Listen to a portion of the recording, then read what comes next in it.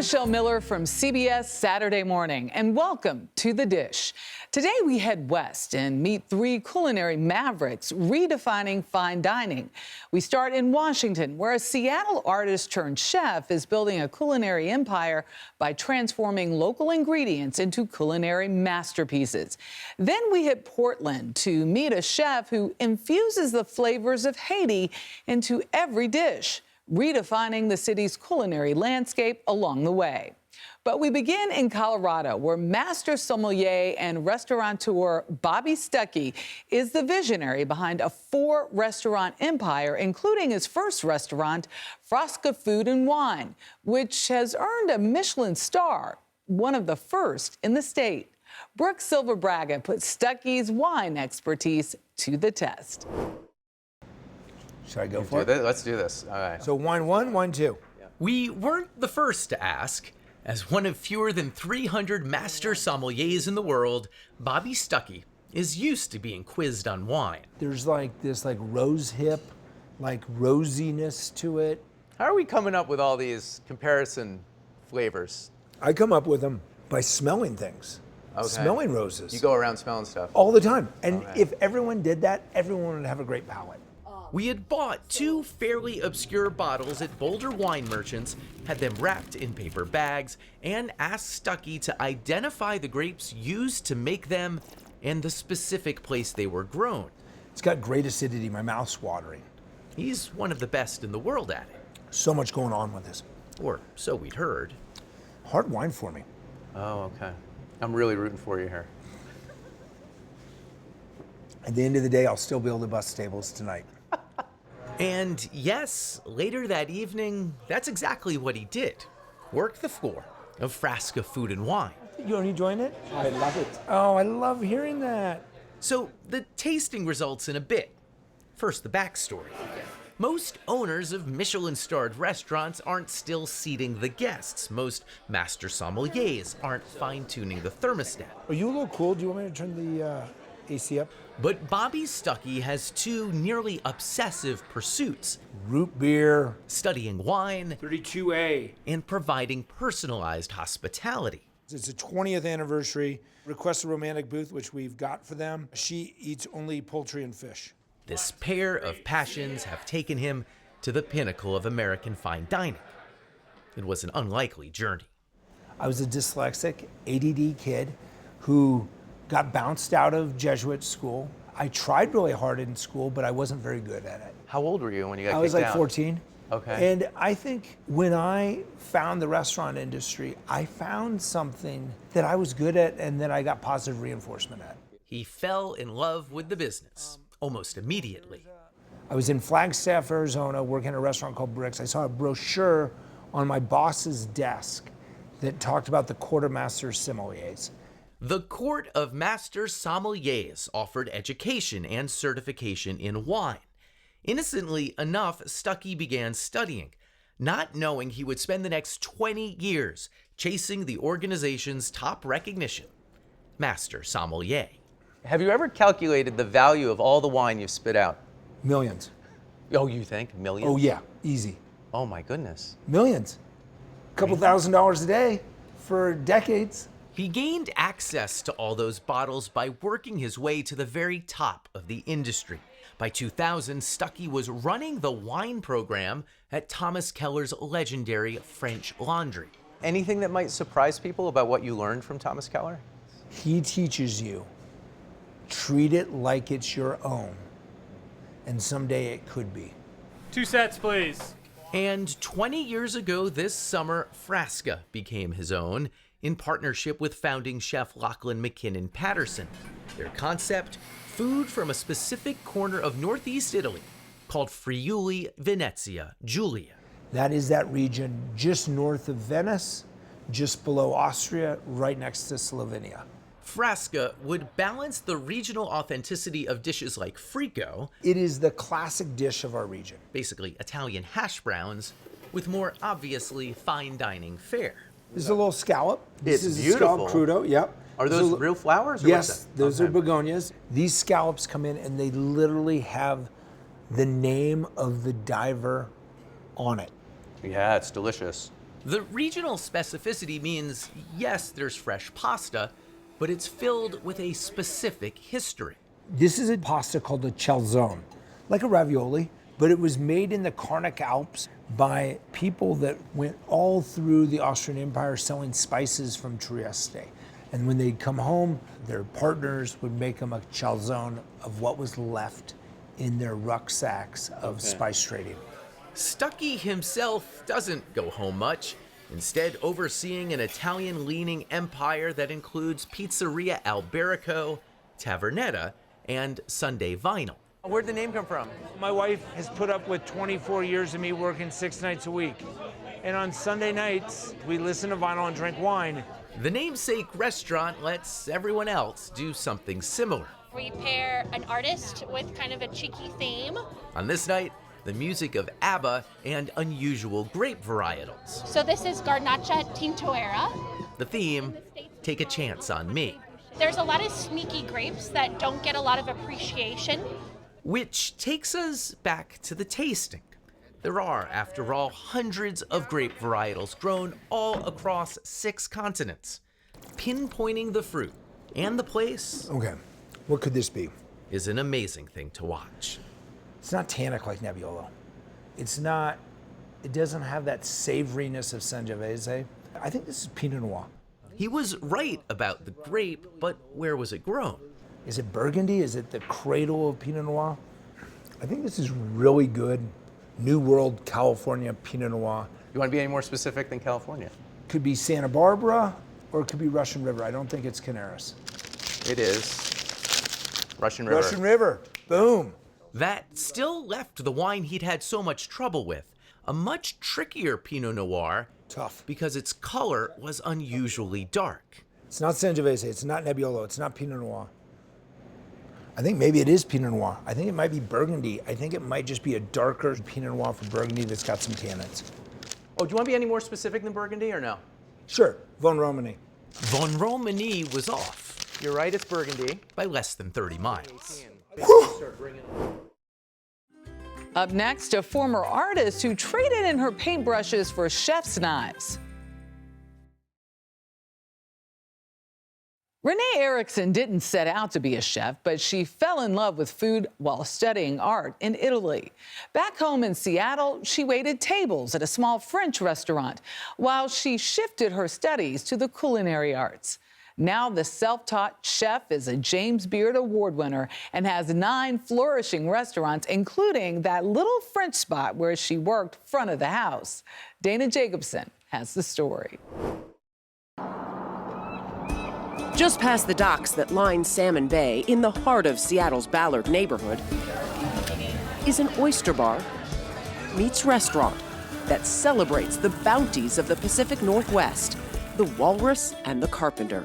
It's a pretty magical place to be a cook. And I'm incredibly proud of it. I'll fight with someone from Boston about whether our seafood's better. Renowned chef and co-owner Renee Erickson is a Seattle native with a passion for showcasing the region's finest offerings, like a slightly smoked salmon served with homemade herb cheese and grilled toast. This tastes, I love salmon, but this is beyond, I don't know, it tastes beyond my normal Yeah, salmon. it shows up really well. It's delicious. The house specialty, Hama Hama clams, which are manila clams locally sourced from a seafood farm 40 miles away on the Hood Canal. Simmered in butter, shallots, and garlic, they're finished with a splash of cream and tarragon. I have a really close relationship with the farm. My husband and I met there. Love at first sight. I was mostly, wondering if he knew enough about oysters to be selling them. Erickson's culinary ties to the Evergreen State started in childhood. Born and raised in Woodinville, just northeast of the city, she was influenced by the nature that surrounded her. In the summer times, my folks bought a cabin about 45 minutes north that looks out over the water. And so when I was a kid, we would go there, and that's where I became really interested in seafood, I would say. And while that may have been the initial spark, Erickson admits she didn't plan on pursuing a career in the kitchen. I have no actual culinary training whatsoever. I have a painting degree from University of Washington and thought I would be a teacher. Went to school in Rome, and at that point kind of really fell in love with the idea of food and how it's part of people's lives in a way that it really wasn't mine. I didn't come home thinking I was going to be a cook. I came home thinking I want to go back to Rome. But things soon changed when Erickson began working as a server at a French restaurant in Seattle. Do you remember when you were working front of house? What drew you? I just felt like I was like, walking around being like, I have no idea how to tell you how this wine tastes. Or, and it's not that I couldn't learn. I just was like, I didn't get it. But I did know how to follow a recipe. So I just asked if I could start to come in the morning and bake, essentially. So I would, read things and follow direction, and it worked out. At the age of 25, Erickson set aside her pursuit of a graduate degree in fine arts to purchase that very restaurant, Boat Street Cafe. 26 years later, she has 9 unique establishments to her name, her Seattle food empire collectively known as Sea Creatures, with her eye for design helping the creative process. They're giant glass spheres filled with amazing plants from all over the world. I mean, to have a restaurant in that? Yeah, it's uncommon for sure. Encased inside the spheres at Amazon's headquarters is Erickson's Wilmot's Ghost. Oh, wow. Right? What an incredible space. Yeah, that's crazy. And look up, right? Yeah, right? The geodesic dome, which opened in 2018, houses what she calls a once-in-a-lifetime opportunity.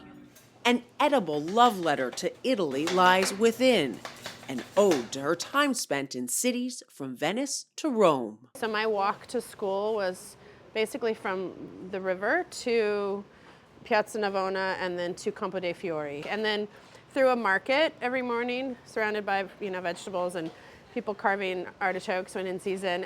Memories I swear you could taste in every bite. Yum. It's those personal experiences Erickson and her Sea Creatures team reflect upon when creating each restaurant, from menu to design. Opening the Walrus and the Carpenter back in 2010 was perhaps the most hands-on of all. We were much more kind of bootstrapping it. We, like my dad laid the patio that's still out here, and the mirrors that are here were from my uncle's storage, and they were old doors that we turned into mirrors, and we don't do that anymore, thankfully.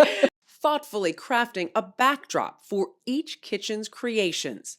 Erickson gave me a sampling of some favorites. A pork chop with Cabot cloth-bound cheddar on top, served with pickled chard. A classic Parisian steak tartare with shallots, capers, lemon juice, and hot sauce. These are rye toast, so you can just create your own little rye toast. And for dessert, a bread pudding, which Erickson first served at Boat Street Cafe. There's some booze in there. It's definitely a favorite. People love it. It's intense. Some people actually eat a whole one, which is a little, I worry for them, but. But a whole one of these is a different story. From Sea Creatures cafe chain General Porpoise, these are the crowning jewels of Erickson's internationally inspired dishes. So these are inspired off of a donut that I had in London, and they're filled with different creams and custards and things. I want them all. Yeah, right? They're all for you. Hold on. Oh my God. They're real good, right? Yeah. I know, it's fun, right? Rip it open, there's all that. This is unreal. They're real good. That unabashed pleasure is one of the things Erickson hopes all of her customers, no matter the restaurant, leave with. But that's not all. I hope they feel super cared for. We want people to feel welcome, and little by little, I hope people understand how much effort goes into all of our sourcing, because it's certainly not the most financially wise thing to do, but it makes the food a million times better. I want them to love it and come back, basically. I remember days where I would be writing checks to vendors, and not a single guest would come in for dinner, and I'd be like, oh my God, I'm gonna die here. Yeah. But It worked out okay. slowly, yeah, baby steps, right?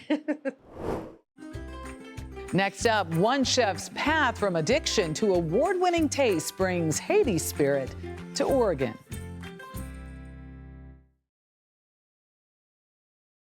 At Cannes, James Beard award-winning chef Gregory Gourdet uses local ingredients to transport his Portland guests to the Caribbean. Gorday's culinary journey from interning with celebrity chef John George to overcoming addiction has led him to become a champion of Haitian cuisine and his restaurant Con as a passionate tribute to his heritage.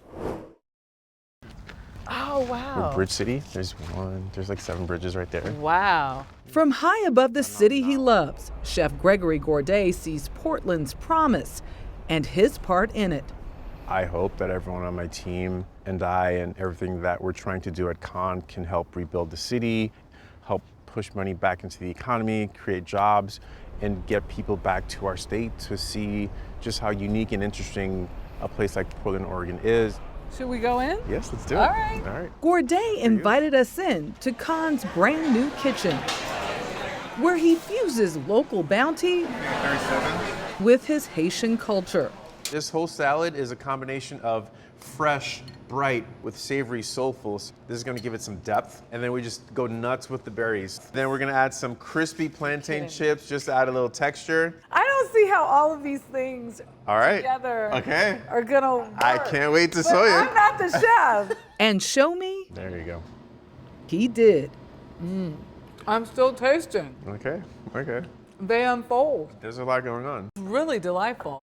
After taking a hiatus from running Departure at the Nines Hotel in Portland, Gorday competed on 2 seasons of Top Chef, where he made it to both finals. You know, the truth is, a lot of people have watched Top Chef and they saw me create this Haitian concept. That really was a pivotal moment in just seeing the global Haitian community just like freak out. And all these iconic Haitian dishes on national television, something you don't see that often. Most recently, I was able to cook for Oprah. So is your restaurant gonna be Haitian? Yes, my restaurant is a wood-fired Haitian concept. In Oregon? In Oregon. Dropping names here. I'm just saying, like, but for her to post about that meal and to be eating soup jumu, which is another really important Haitian dish, it's our freedom soup. You're all invited. The Haitian community lit up, you know, from Haiti to Canada and all over the world. As someone who understands that I have a platform, I want to use my platform to do as much good as possible. So it just became crystal clear that my restaurant had to be Haitian. But early on, Gorday's career path wasn't clear. A pre-med major at NYU, he transferred to the University of Montana to study wildlife biology before graduating with a degree in French. That's when and where he discovered his passion for cooking. He then enrolled into the Culinary Institute of America, where he earned an internship with Chef John George, who mentored him for almost 7 years. At the same time, he struggled with addiction. I was irresponsible, really let down a lot of people that were important to me in my life. It's what brought him from New York to the Northwest. I met some chefs who were in Alcoholics Anonymous, and I saw what they had. They seemed happy, they were working, and one day I just realized I needed some help. I had some friends in AA and I asked them to take me to my first meeting, and I've been able to, you know, stay sober, and it's been the best 13 years of my life. It's why his bar menu is stacked with zero-proof options. This is a soursop drink, lemon juice, coconut water, coconut milk, and then soursop. It's sweetened with a little bit of maple syrup. So what is soursop? Soursop is a tropical fruit. It's kind of like pineapple and lychee mixed together. But once you taste it, to me, all it tastes like is the tropics. But we got a little ahead of our tasting. So what we do here is a combination of traditionally inspired Haitian dishes. Chef Gorday began with a sampling of his Haitian appetizer. Today we have, don't mind my fingers. I won't mind your Today fingers. we have a salt cod filling. Okay. A flaky codfish patty made with plant-based butter. I went off about 13 years ago, gluten and dairy, and I discovered that my body feels much better off it. A lot of the Haitian cuisine is actually already gluten-free and dairy-free. His savory stew, made of eggplant, carrots, squash, and onions. It's so pretty with all the fresh Yes. cilantro Yeah, so and flowers. But if you love it so much, how come you aren't pouring it onto your plate? What is this? I'm getting some too. I'm just excited to tell you about everything.